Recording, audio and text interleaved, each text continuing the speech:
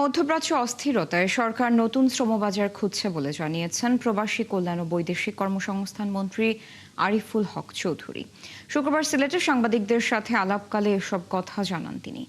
Sylhet polytechnic institute প্রাঙ্গণে কারিগরি শিক্ষার্থীদের মেধা অন্বেষণমূলক আয়োজন স্কিলস অ্যান্ড ইনোভেশন কম্পিটিশনে প্রধান অতিথির বক্তব্যে মন্ত্রী জানান, মালয়েশিয়া, জাপান সহ ইউরোপের বিভিন্ন দেশে প্রশিক্ষিত লোকবল পাঠানোর চেষ্টা অব্যাহত আছে।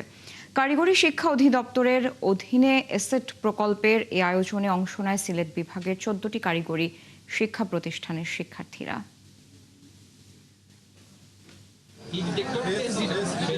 এখন তো মিডল ইস্টের শ্রমবাজার বন্ধ, আমাদেরকে এখন অন্য সাইডে কোরিয়া, জাপান, তাই জন্য আমরা জাপানি, আপনারা দেখছেন পত্রিকা বিজ্ঞপ্তিতে জাপানি শিক্ষক আমরা নিয়োগ দিয়েছি, জাপানি ল্যাঙ্গুয়েজের জন্য কোর্স করেছি। আমরা এখন আমাদের টিএসসি যেগুলো ট্রেনিং সেন্টার এগুলোকে আমরা আরও অ্যাক্টিভেট করেছি।